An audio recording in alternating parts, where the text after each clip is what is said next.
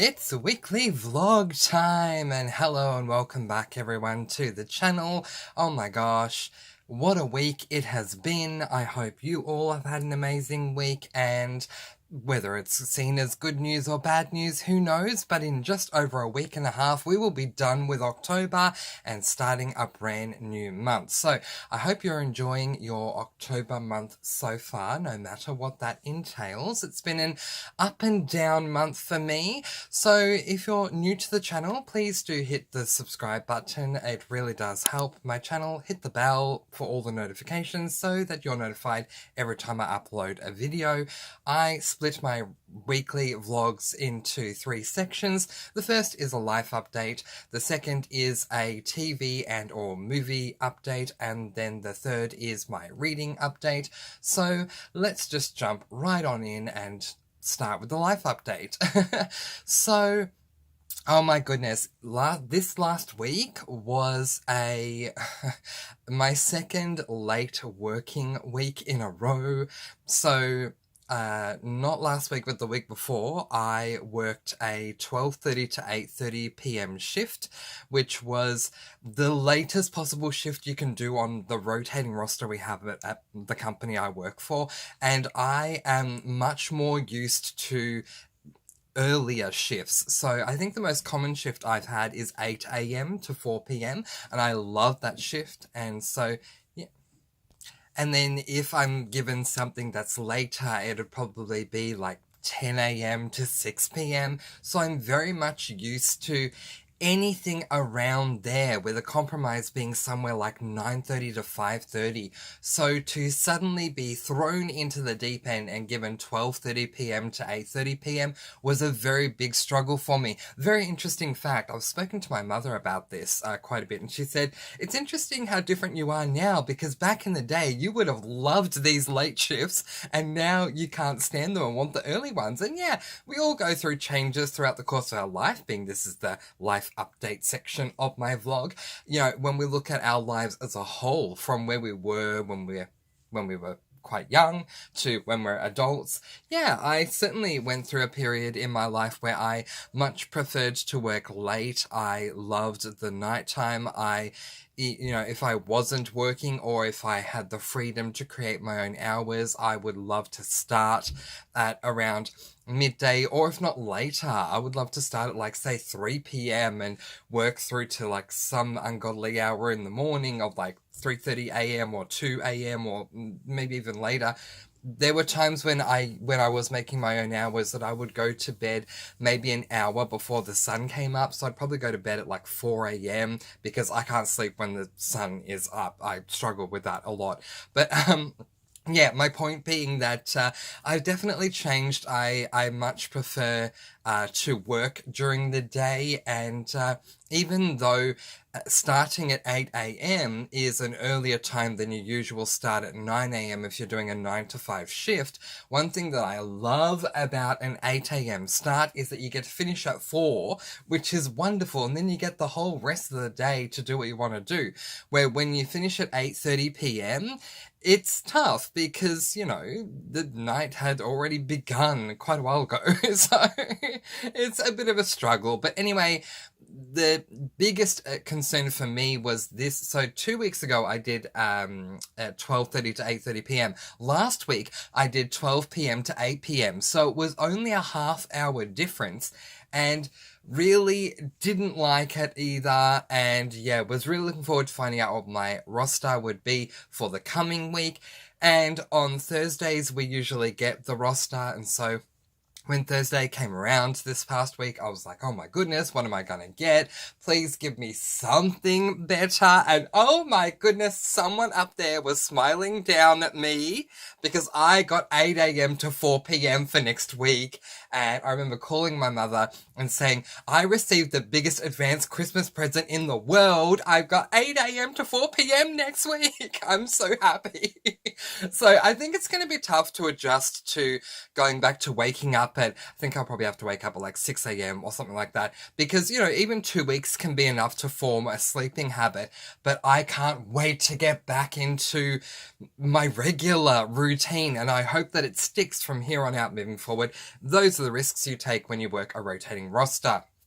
Yeah, I don't want to spend too long on a life update, but yeah, I need to make that point because it has been affecting my reading, it's been affecting my life, working very late, odd hours for me. So I just want to make a point of it here. It hasn't been easy, but good to see that things are going to change starting next week.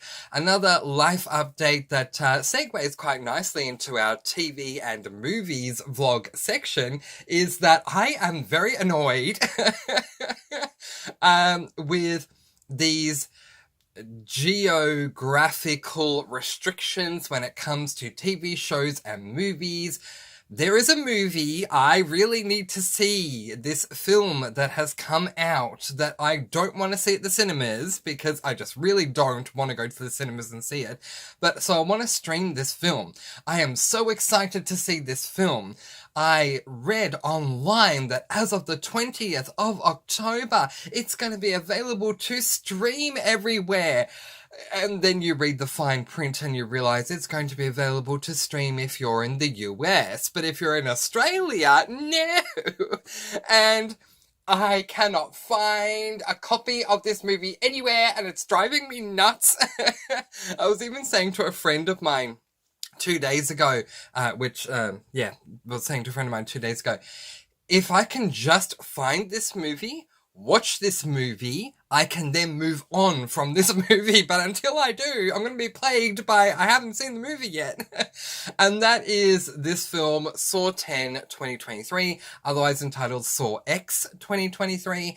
I am so excited to see this. I remember growing up, watching with my friend. I was a young adult watching with my friend Saw #1, the original Saw film, which, by the way, for those of you who don't know, the original Saw film was created by 2 Australian artists, which I did not know. Big shout out to Australia that we started this whole Saw thing. But anyway, which some may see as a good thing and some may see as those gosh dang Australians starting this series that I don't like. But anyway, yeah, look, I struggled as a young adult to watch the very first Saw film, which if you've seen the series, you know that the first one's probably the easiest to get through. But over time, I desensitized myself and got through every single film in the series and have rewatched the series a number of times. What motivated me to do so is I love psychological horrors or psychological thrillers, and there are sort of I don't want to say a game because a game would be the wrong word, but there are these traps in every Saw film that are completely psychological.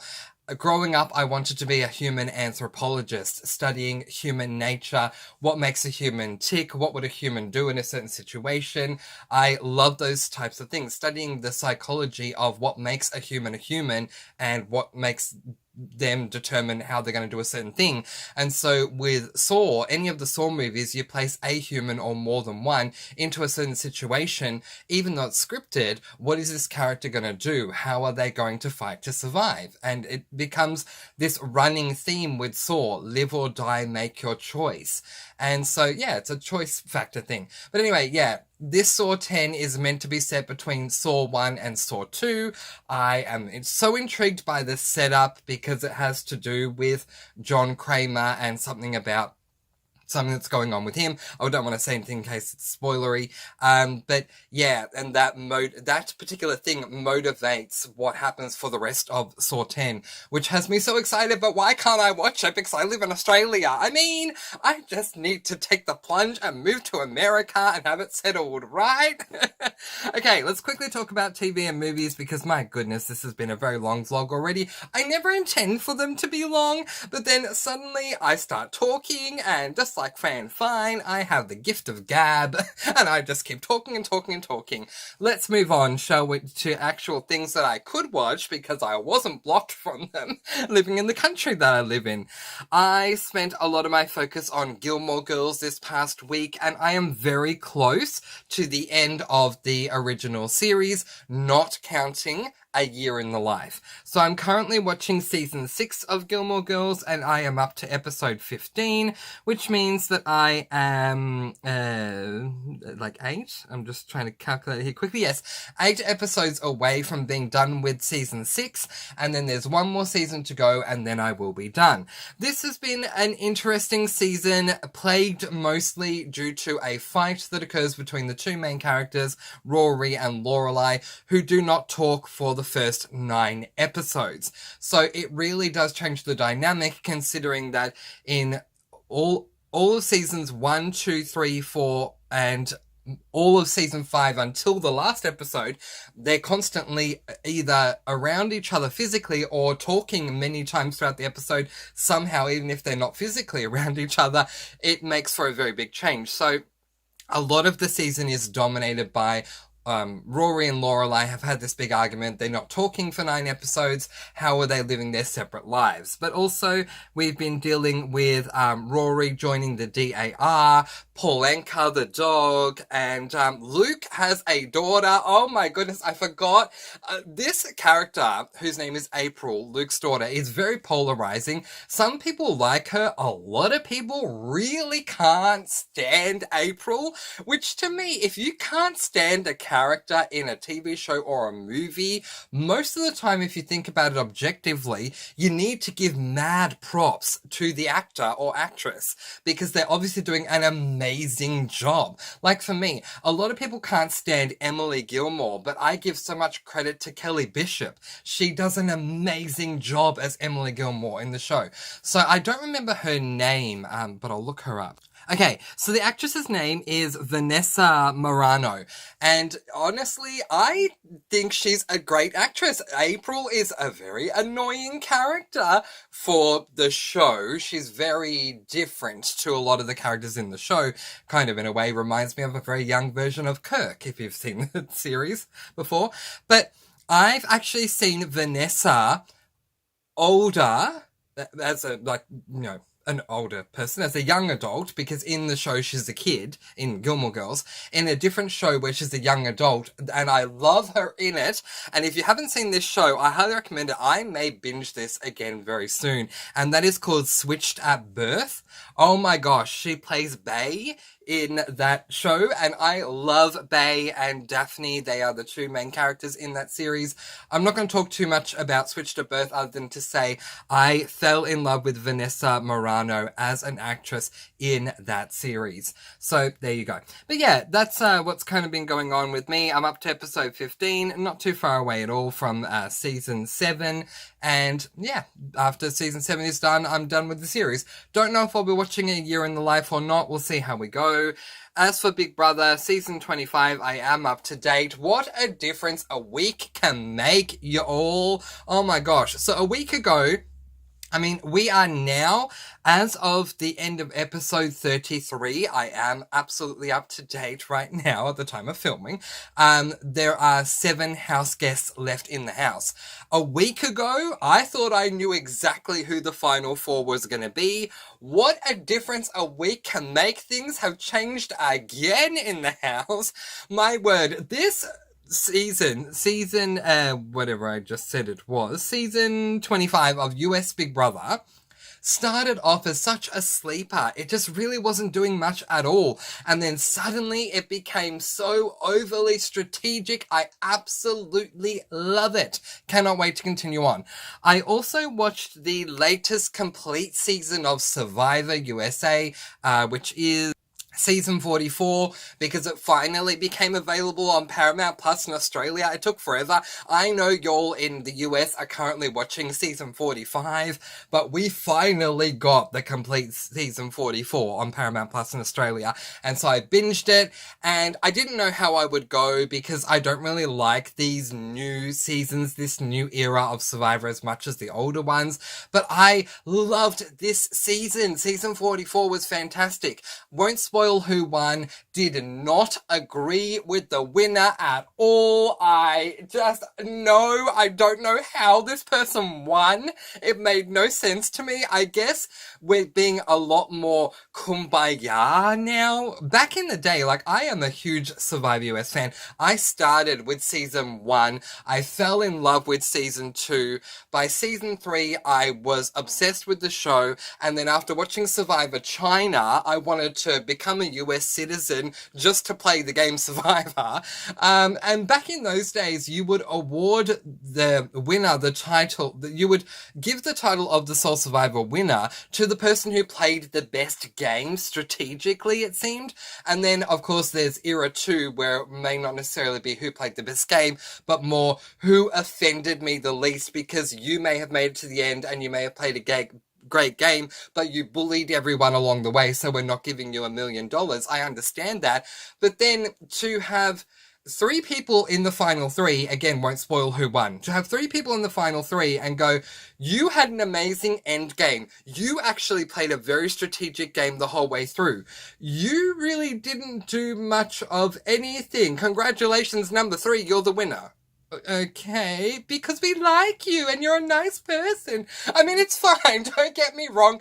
This person's probably going to be a very big, popular winner, you know, with people, because this person's a very likable person. But to me, it's just weird watching Survivor and the Survivor jury vote for a winner that really, to me, was not strategic in any way, shape, or form. And I don't know, it was just weird. But I loved the season. It was so great. So many twists and turns as far as the survivors themselves, as opposed to what the production team were doing as far as like CBS or whatever. It was the characters themselves, the castaways, that provided so many twists and turns that I really appreciated. So that was wonderful. All right. That is my update for TV, and we're now going to jump into my reading update because I have a lot to say. Okay, first of all, I just want to make a very quick point that I am, with my premises, I'm of books from now on moving forward, maybe with the exception of monthly wraps, who knows. I'm going to keep my premises really brief to save time. I used to read long premises to you all, and now I'm just going to keep them very generalized and very brief. Okay, let's start off with a major update and put Black Chalk by Christopher J. Yates up on the screen. This is a book that I had shelved. I have upgraded the shelved status to a DNF, and I'll explain why. I found a replacement. I found another book that I'm going to be reading that is an adult horror that I'm so excited about, and this book, I have been trepidatiously waiting to get back to it because this book is meant to feature a game. It's like a thriller with a game in it, but the problem is the first 100 pages, and I think I've taken the bookmark out, but I think I was about 88 or so pages in to the book so far, had been more about planning the game. I am not a fan of that. It really annoys me. Like, if I'm going to read a thriller, I would much rather the thriller be 250, 300 pages long, and you place me and the characters right into the game, as opposed to getting all this lead up. And whether that lead up be the participants preparing for the game, or whether the lead up be we follow the game creators and them creating the game. Look, if you want to do that, separate into 2 books. Have book 1 be creating the game and book 2 being the game itself. For me, I just want to be in the game. I don't want all the outside stuff. There was way too much outside stuff going on. And also, I wasn't a big fan of Christopher J. Yates' writing style either. So yeah, I ultimately ended up DNFing this book. I won't continue on with it, and I don't regret it. You may like it though, so give it a go if you want to, but it just wasn't for me. So now let's speak about the first book that I completed during the course of this week, and that was this book, Mischief Nights of Murder by Libby Klein. This is an adult cozy mystery, and it is book number 8 in the Poppy McAllister mystery series, which reminds me, if anyone is up to date with Libby Klein and her works, can you please let me know if Libby Klein plans to release book 9 and more than 8 books in this series, because I caught an interview that Libby Klein did a couple of years ago where she was saying that she was originally contracted for 8 books in the series. So are we done now? Is this the end of Poppy McAllister, or will there be more? Because believe me, if there are more, I am definitely on board to read as many as Libby Klein wants to release. Make it a 20-30 book series, I am there. So let me know if you've heard any sounds or whispers about another book coming out in the Poppy McAllister series, because I'm very intrigued. In next year, in 2024, I will still have the same goal I had this year, which was to read the next Amish Candy Shop, the next Secrets and Scrabbles, and the next Poppy McAllister, just in case there is going to be another one in all these series. Amanda Flower has confirmed there will be another Amish Candy Shop. Secrets and Scrabbles has been contracted to have 10 books, but I think Josh Lanyon said she's going to take a break for a while, so I don't know if there will be a Secrets and Scrabbles book released next year, but there is another one definitely to come. And as I said, with Libby Klein's interview, I don't know if there's going to be more than 8 books in the Poppy McAllister mystery series, but I hope so, because I don't want to end it on this Halloween theme.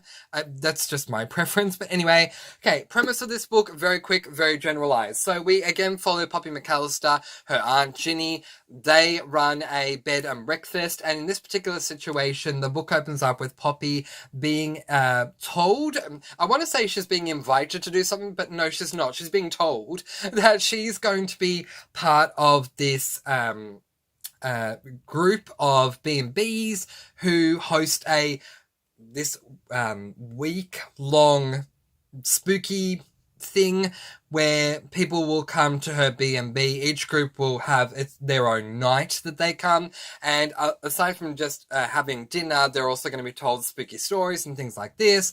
But when the first group comes along to be there for their spooky tale, someone ends up dying, and of course Poppy McAllister is going to do what she can to solve the case.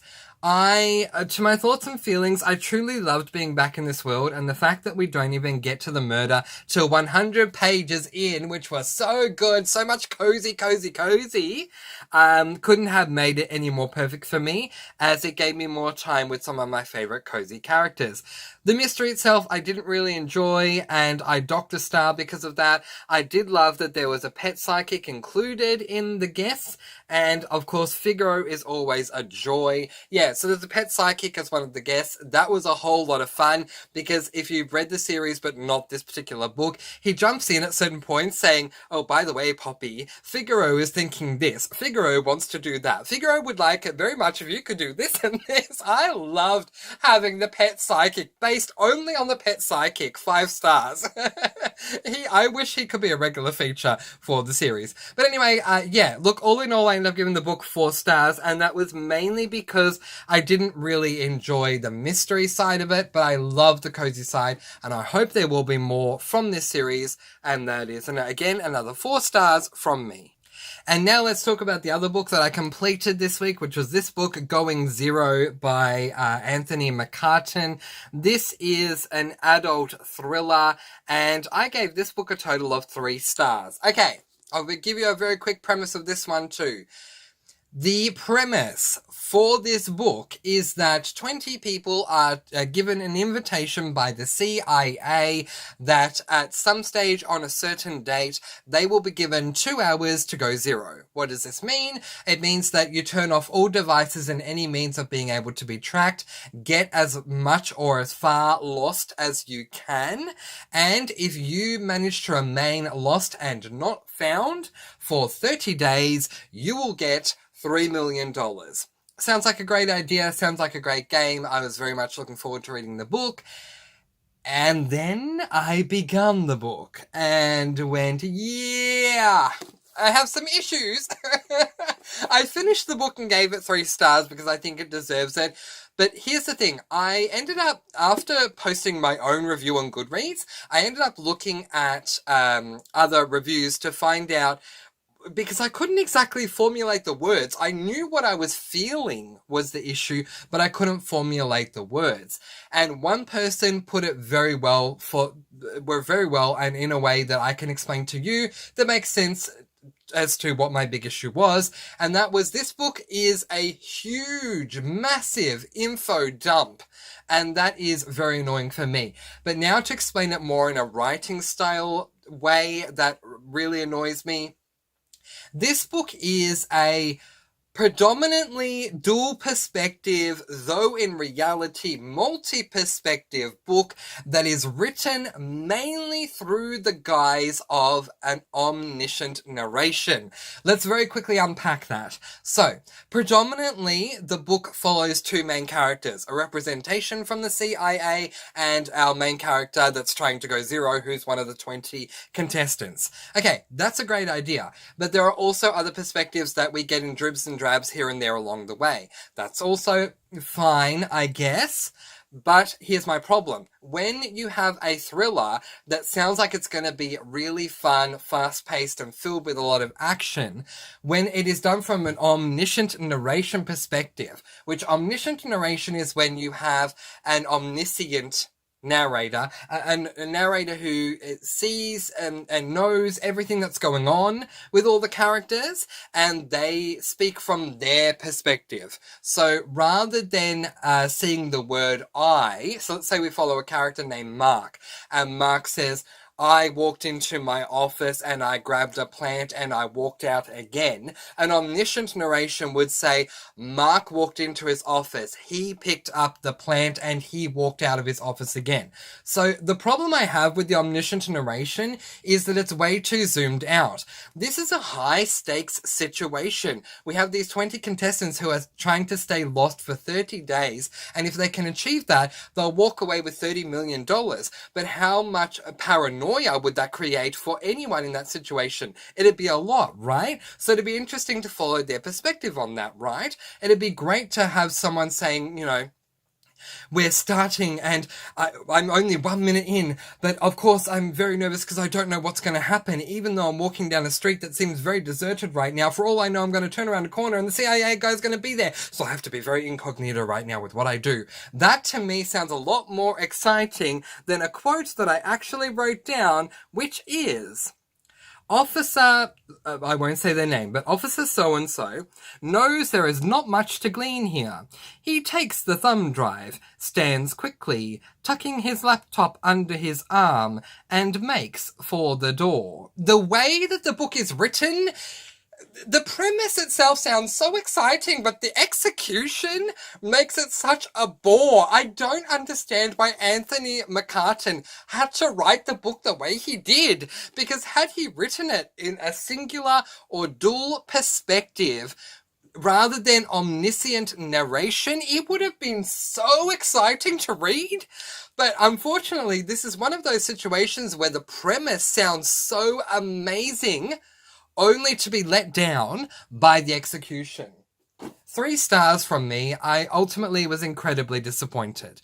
But now let's move on to what I'm currently reading, and I'm currently reading the Mina Lima edition of Alice's Adventures in Wonderland and Through the Looking Glass by Lewis Carroll. I love my Mina Lima editions. This is an adult classic, and I'm literally halfway through. I have read Alice's Adventures in Wonderland, and tomorrow I'm going to read Through the Looking Glass. And can I just say, very, very quickly, with the limited amount of time we have left, that if it was just Alice's Adventures in Wonderland, from what I've read so far, which is just that book so far, that story so far, it would receive an overwhelming 5 stars from me. I love Alice's Adventures in Wonderland. I have seen a couple of, what do we call them?